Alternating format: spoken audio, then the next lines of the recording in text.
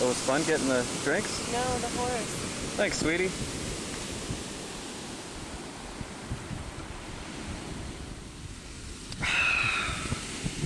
Yeah. All the boys are fighting crime, taking complaints from the scumbags of the earth right now. Peter hit me!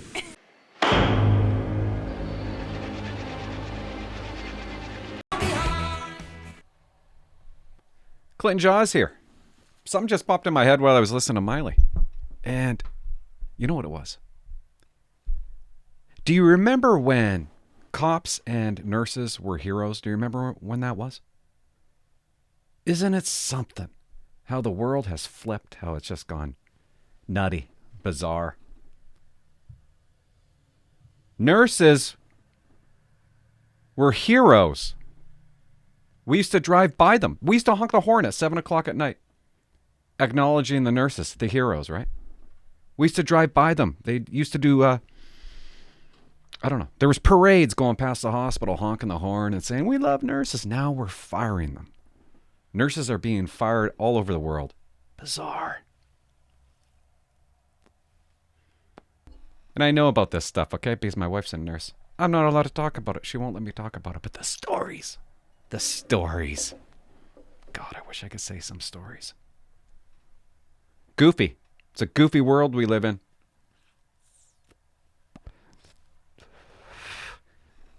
Okay. Guys, join my join button, okay? I'm going to do another live event. I stream live. If you join the join button, you get to see the live streams if you're into that. Maybe you're not into it. If you're not into it, don't watch it. This is how you join the join button. You go to the front of my YouTube, and you'll see it. It's right there.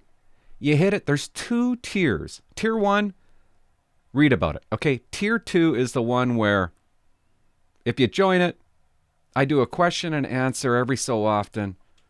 Live stream just for you guys, just for the join members. We talk. You ask me a question, you ask me anything you want. Also, I got stuff already uploaded on there that isn't on my regular channel.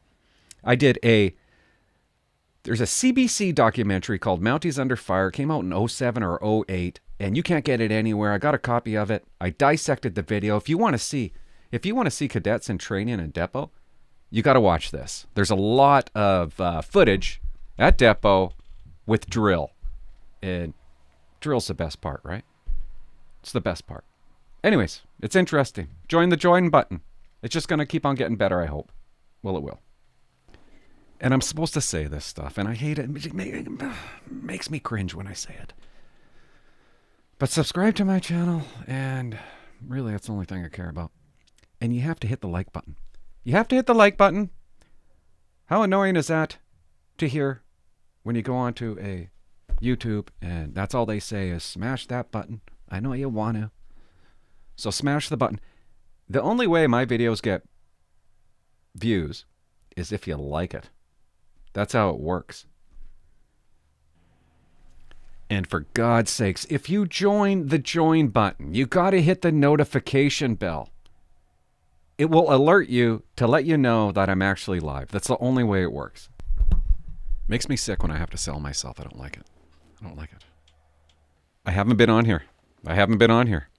And I know I say that all the time. I know I always say I got to do more of these. And I actually go through a funk where it actually kind of depresses me a little bit when I'll be upstairs, I'll be grumpy. And I'll be like, I got to go downstairs and I got to make something. I got to do something.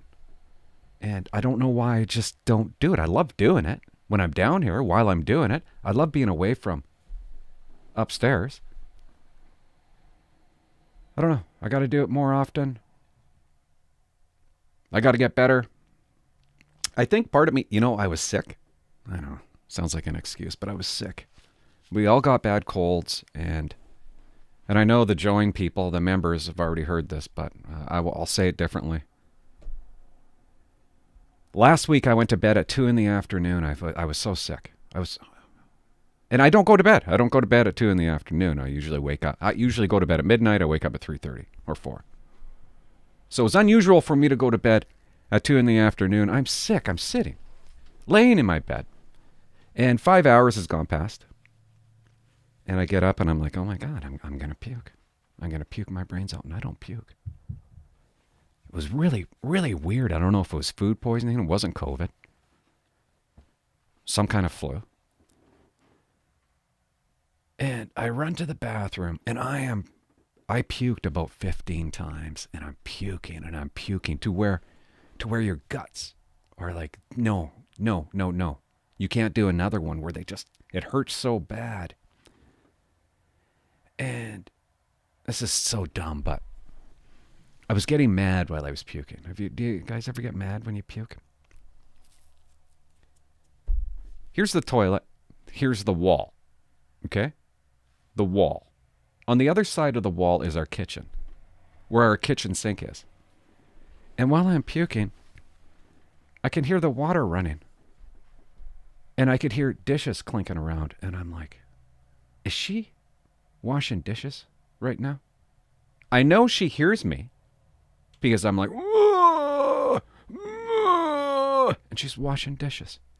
And that it made me angry. I didn't say anything to her about it, but I'm like, can you just stop washing dishes? Can you just give me my moment? I don't know. Maybe maybe I got some kind of issue, but why would that make me angry, right? That's not supposed to make me angry. And there was a part of me that thought maybe she didn't know I was puking, right? But there's no way you could have not heard that. So I got out of the bathroom. I wanted to tell her what had happened to me. And don't get me wrong, okay? I like my wife. I know I talk about her a lot, but I live with her, okay? We live in the same house. Our kids live here too. I like her. Some things annoy me. And so I said to her, hey, I just puked my brains out. Just telling her, I'm kind of concerned. I just puked my brains out. And she, you know what she says? Her response? Try giving birth, Sal. I'm like, well, what? Yeah, I gave birth. I'm like, okay. I didn't realize this was a competition. Are we competing against something? I'm just letting you know. And I noticed that she throws that in every time I have a bad moment in love. Try giving birth to a baby. I'm like, oh, what's that all about? So then I start in. And you can't beat it. You can't beat that. I'm like, well, try getting a camera stuck down your penis, which happened to me once. But that still doesn't, that's weak compared. And I'm just like, it bugged her that I was puking. It must have. Just so you know. And she does that, right? Just so you know. I gave birth, Sal. I don't know. So I don't know. This is stupid.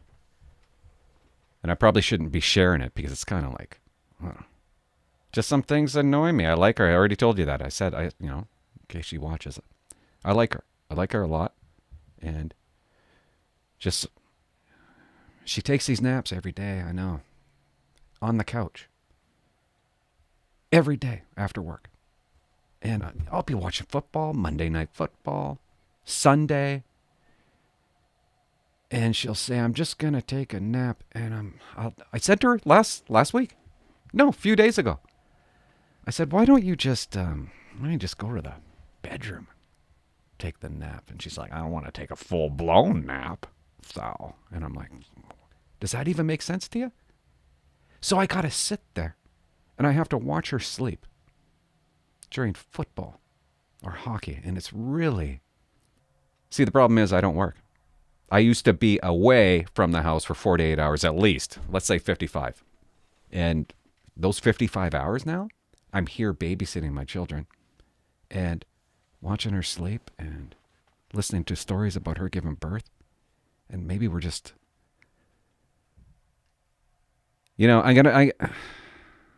I need a hobby. And actually a guy called the hotline. I'm going to play some messages. And he said, Clinton, you got a hobby? I'm like, ugh. No, babysitting. It's my hobby. I had 2 babies, so.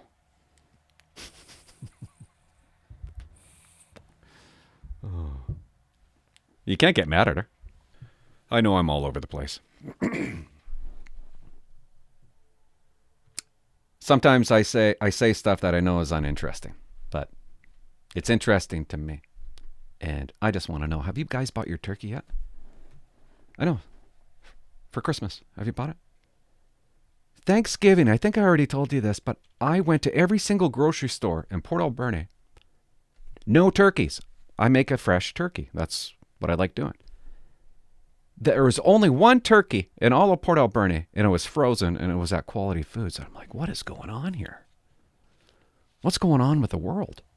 You can't even get, if you can't get a turkey on Thanksgiving, you're not going to be able to get a turkey on Christmas. And then I started researching this stuff, and I'm like, oh my God, inflation's going up. I know you don't want to hear about it, but inflation's going up. It's through the roof. The biggest in Canada since something like 2003, like 18 years. They're talking about raising interest rates to battle the inflation. And Walmart might be the only place that you can buy. Don't listen to me. This is just how my mind thinks. But I'm thinking come December, there's not going to be anything on the shelves. Walmart actually bought or leased cargo ships to get product into Walmart. There's thoughts that there might be very little on the shelves, very little Christmas presents. So I started buying Christmas presents. I bought a VR headset, Oculus, for one of the kids. I'm going to buy another one. We're going to have two. But I'm thinking, yeah, I think you got to get this stuff now. Kind of weird. Kind of weird when you have nothing but time to look at these things. Like I'm off. Like you guys got your life, right? You're trying to become a cop. You're a civilian working at the mill. Or you are a cop, you're not paying attention to any of this stuff, but I do. And it's just interesting. I find it interesting. I find it a little bit exciting, actually. It's kind of sick.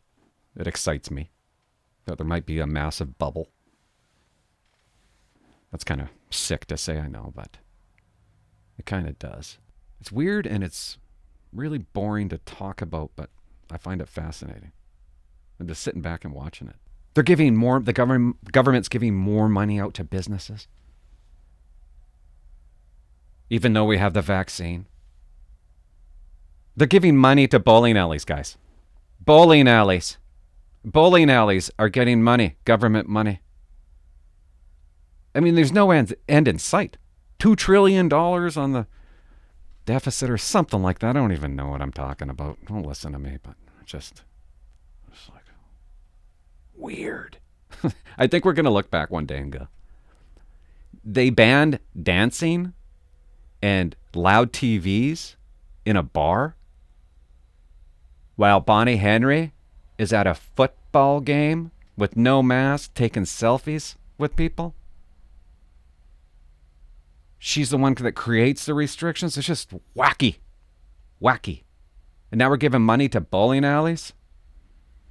Inflation is through the roof. People think the economy is good. Nobody wants a job. Tim Hortons shutting down at 4 p.m. every day because they don't have the staff. And we're all like, it's fine. It'll be fine. Things will be good. Oil is through the roof. Gas prices are going to hit. Forget it. You just wait to see the cost of gas next week and the week after. You wait. I want to say sorry to you guys about. I promised you guys I was going to do the thing about the Fairy Creek protests. RCMP spent so much time at this protest, and there's so much video of the RCMP arresting these protesters. If we're going to call them protesters. I got to watch what I say. But I tried to do it. I tried to get into it. I hate tree huggers. I had them out at the lake, which I'm going to get into later in the month. I've been involved. I've actually protested the tree huggers growing up before I was a cop. But I watched the videos. I was watching the videos, and they were just making me, I don't know, sick to my stomach, I guess. I couldn't take it anymore. I couldn't take the...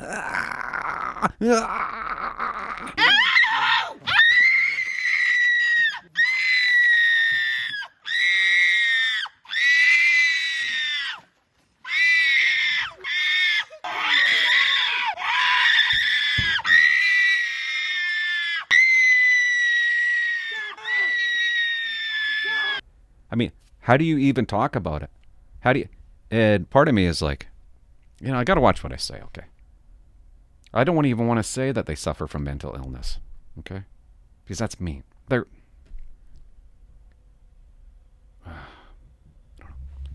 I can't talk about retarded people. I can't do it. And that's what they are. Maybe that's a nicer way to say it. They suffer from being retarded. And maybe when the protests start back up down the road, maybe I'll get back into it. And I just wanted to say sorry that I promised you a Fairy Creek episode, and it didn't happen. And the judge came out. Oh my! I don't even want to get into it. Called the blue line racist. Oh, the thin blue line patch that we wear. Maybe I need to do a video on that. Maybe I'll just do a video on what the judge said. Okay, I don't know how this part's going to come out, okay? I did a video about the NPF. The NPF, they interviewed me. Okay, they interviewed me. They asked me a question. And so I posted it. They haven't posted my interview yet on their website.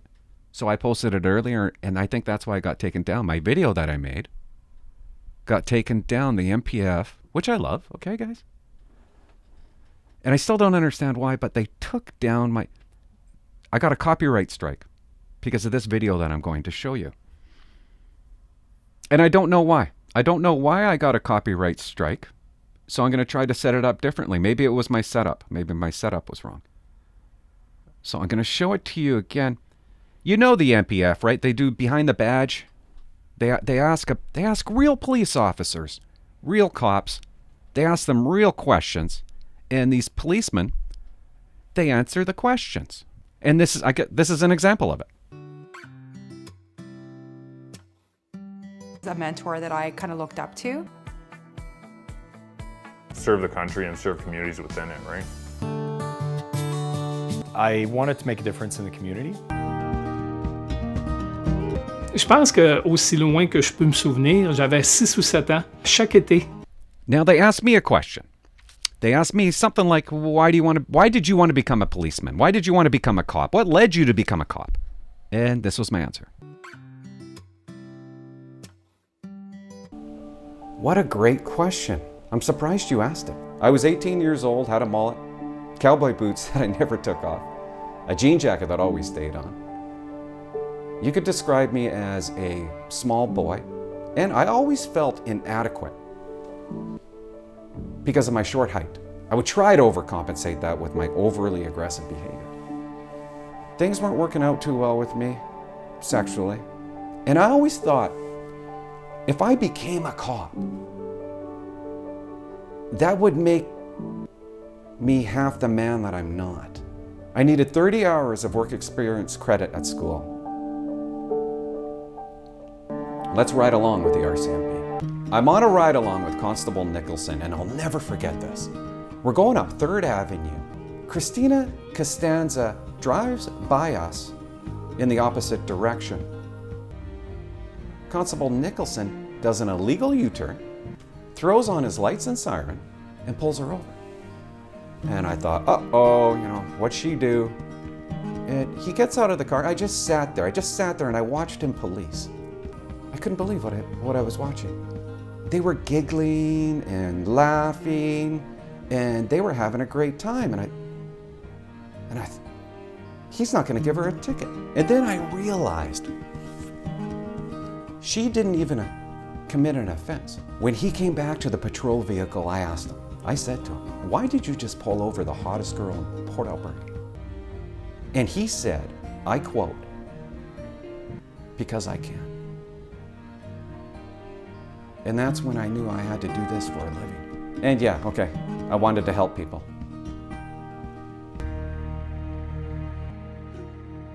True story.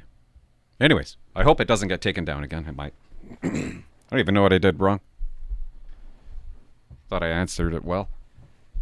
I did a video, I think it was last week or something, and I got a lot of comments, and I think I made as though that depot was easy to pass. Like, you got no problem. I might have been wrong with the video. When I went through, it seemed like most people were passing. I guess the point of my video was the majority of people who go to depot are passed. They pass. It's designed to pass you. And oh my God, the comments I got back, the stories I got back of people who failed. Briefly, MJ Canada. All right, so I was in Depot 2019. The failure rate was really high. People got backtrooped or kicked out for the silliest reasons. Out of 32 cadets, I'd say I saw at least 10 to 12 get backtrooped. 3 to 5 get either terminated or resign. Oh my God, that is high.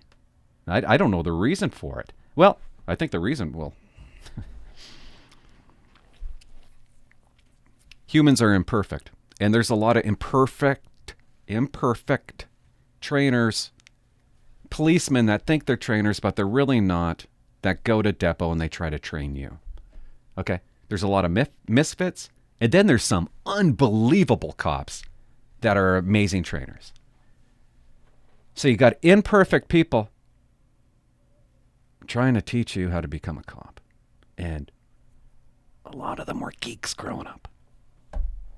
And it's their chance to be a teacher and an instructor and somebody really important. I'll tell you one thing.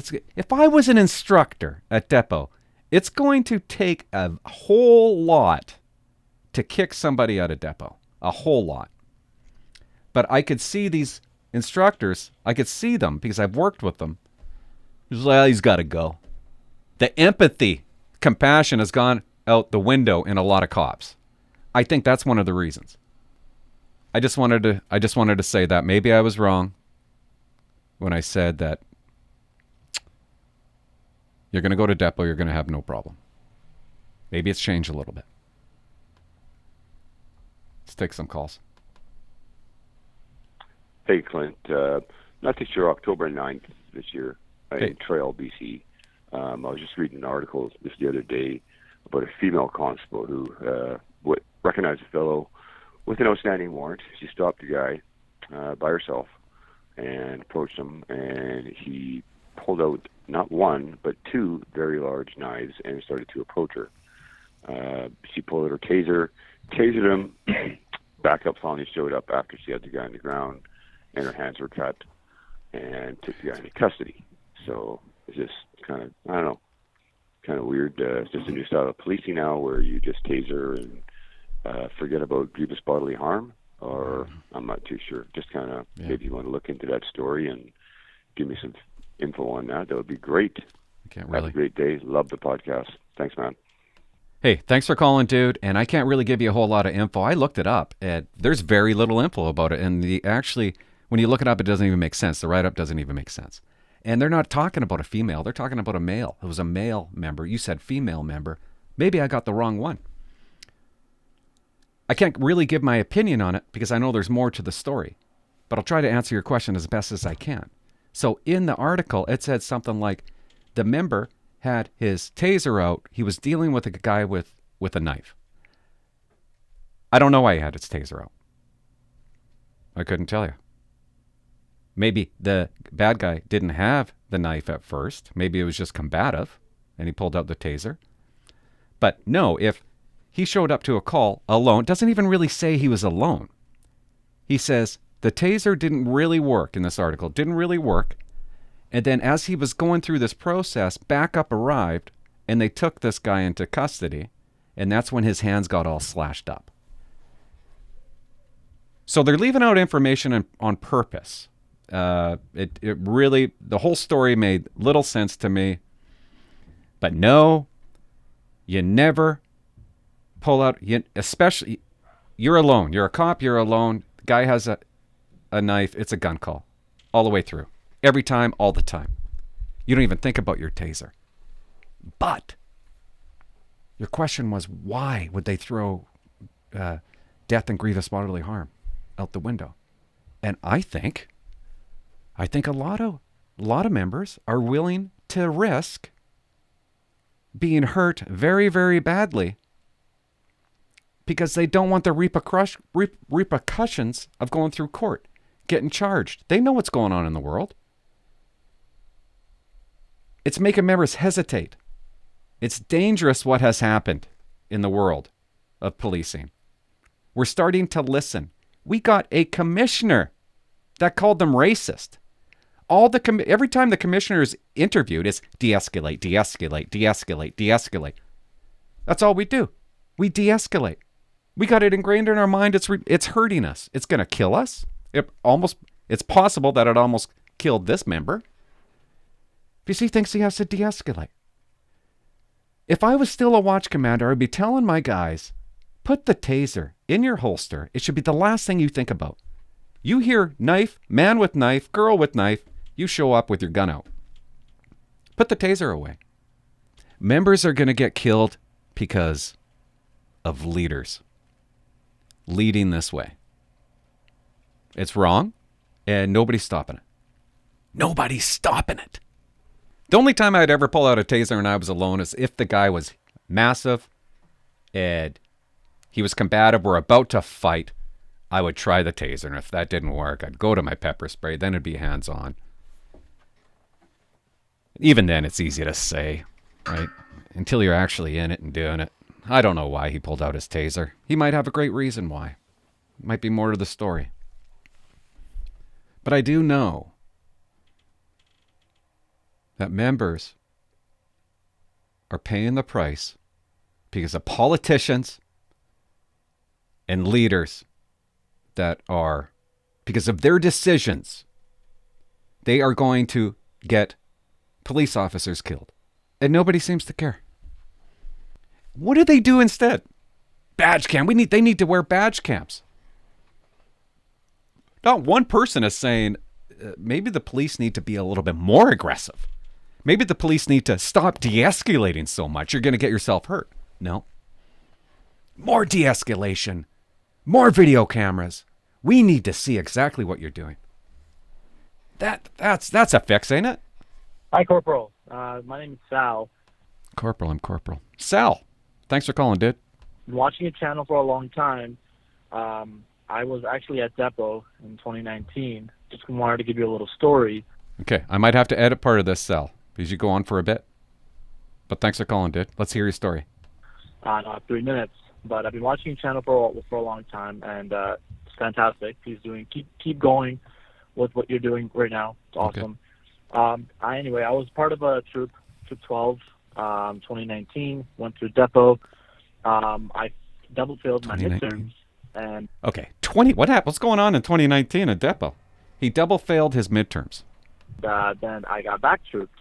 I accepted the back troop at that time with the. Can I just say something about the midterms? It's hit and miss.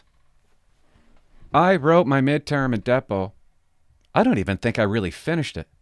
And the whole day I was sad. I played Mr. Sadman because I knew I failed it. There was no doubt in my mind I failed that midterm.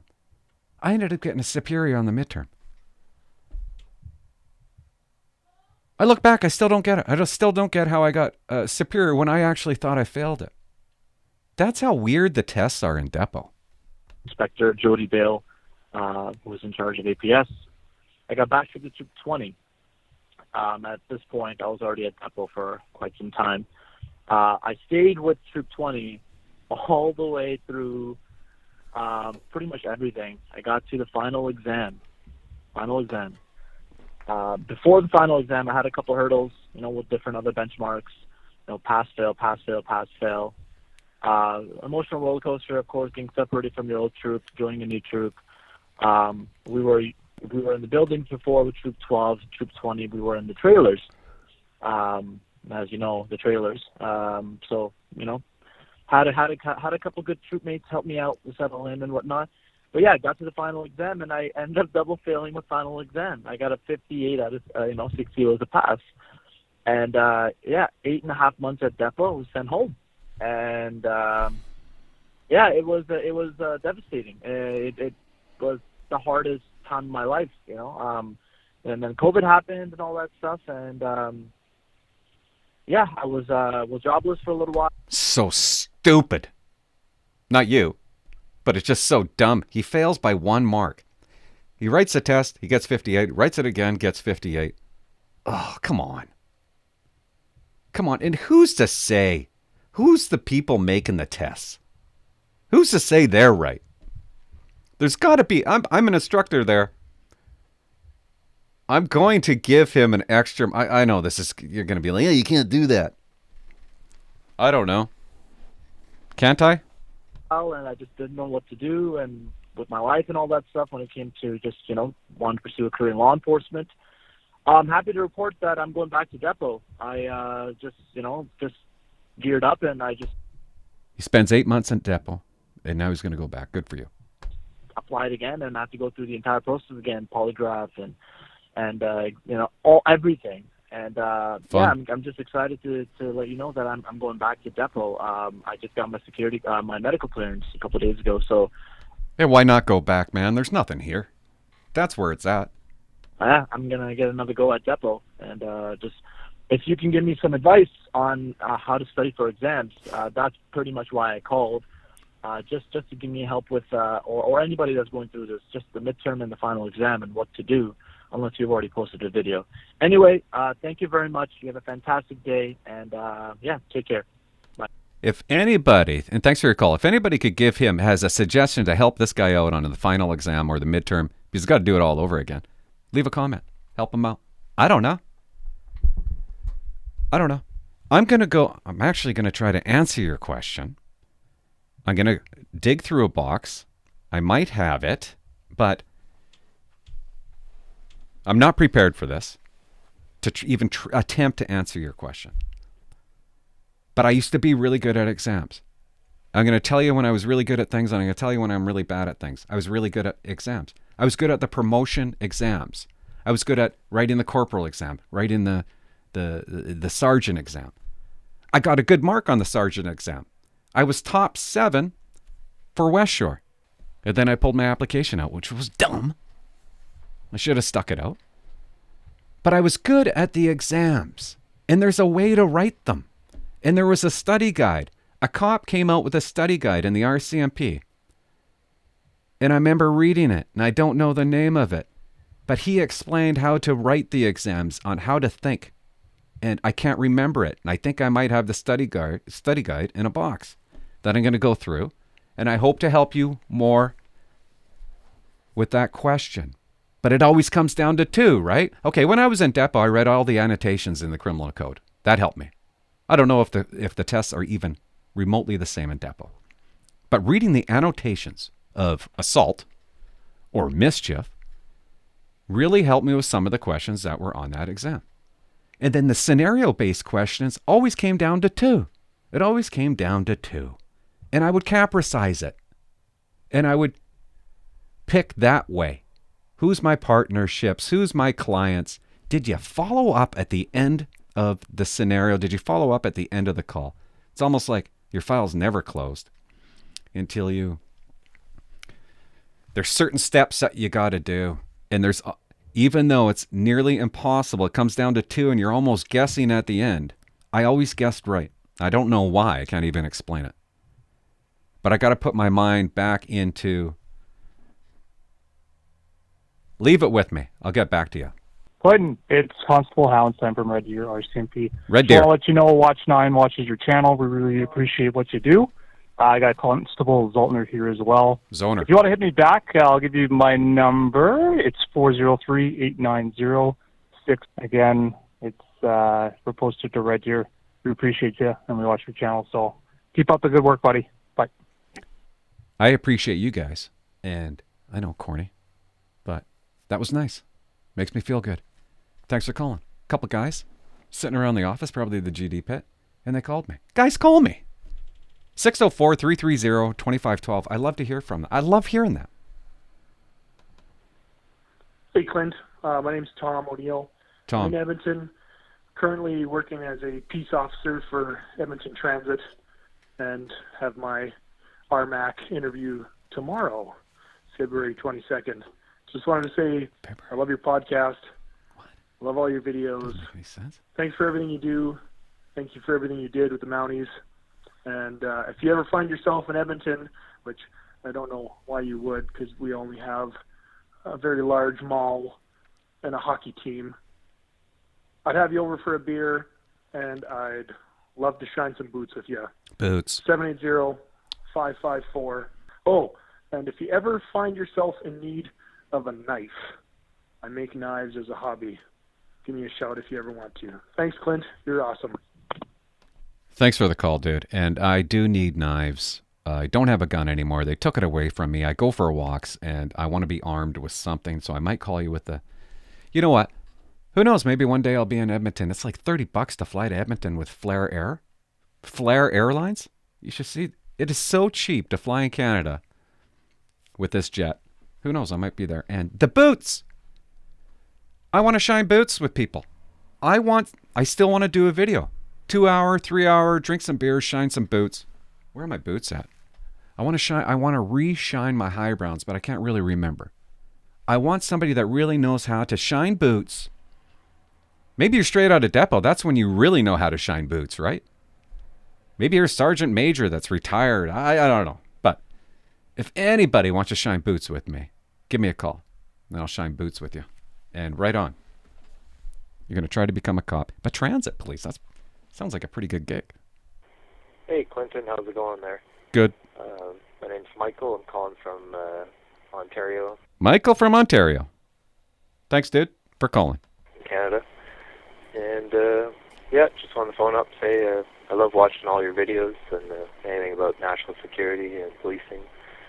And I appreciate your take, from a former police officer who actually gives some truth and insight into a lot of the political bullshit in our country.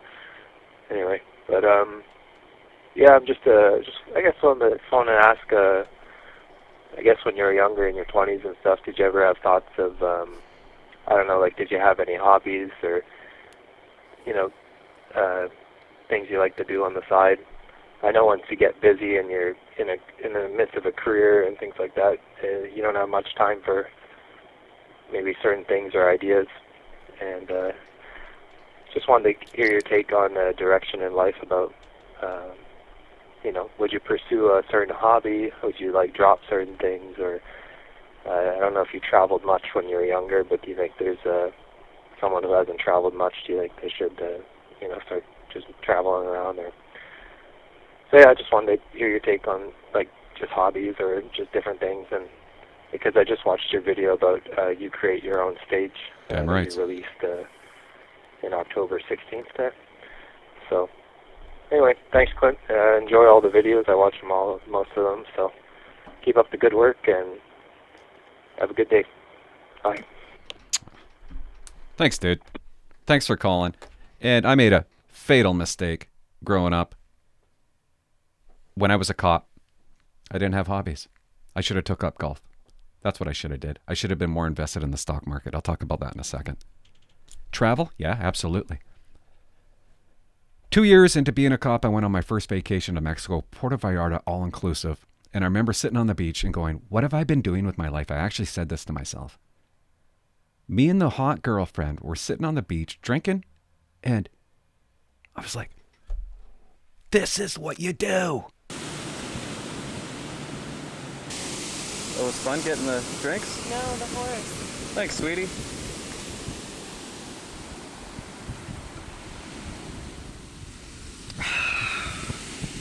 Yeah. All the boys are fighting crime, taking complaints from the scumbags of the earth right now. Peter hit me!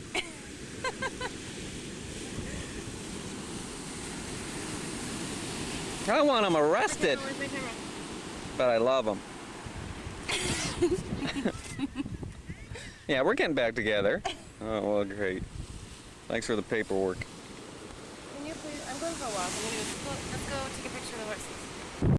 You do that in life. It was like it's like $1,000, guys. You go on tripcentral.ca. It's like $1,000 to go to Mexico, anywhere really. And to me, that was what life was all about.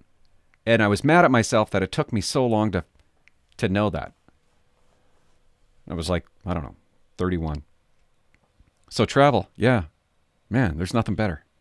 And I don't know. Man, yeah, you're asking if I had any hobbies. I didn't. It's pretty sad.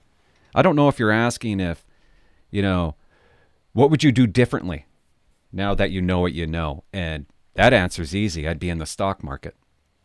because that's what I do now. I just kind of sit around and I look forward to waking up in the morning and looking at the stock market. And don't listen to me when it comes to stocks because I don't really have a clue. But I started thinking about this when you called.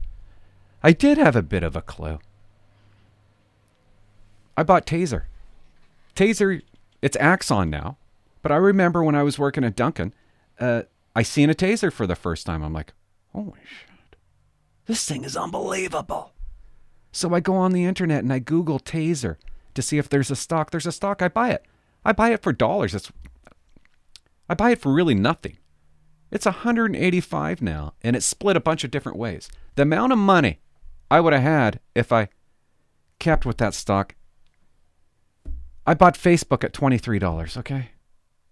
I ended up selling all this stuff, but if I would have kept these stocks, if I would have invested more of my money in stocks, well, things would have been different.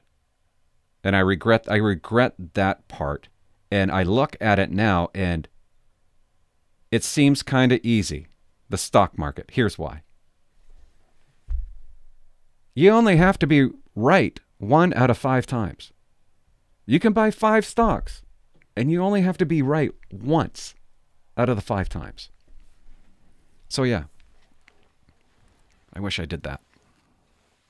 I wish I would have held on to my money. I didn't work overtime. I wish I would have worked overtime. I hated working overtime, so I barely did it, but I should have worked more overtime, and I should have invested more in the stock market. I'm jealous that these guys, the RCMP members, are about to get a hefty check. I'm getting a little bit, but not like a lot of what these guys are getting. And man, if I was getting what they were getting, I would be investing that in the stock market.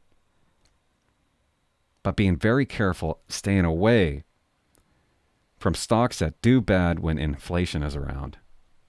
Again, don't listen to what I say. I think that's it.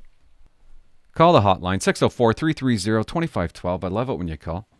And the Seahawks are playing tonight. It's Monday. It's 5:52. It's already started. They're probably down 14 points. And yeah, see you soon. Join the join button. Smash my button. Bye-bye.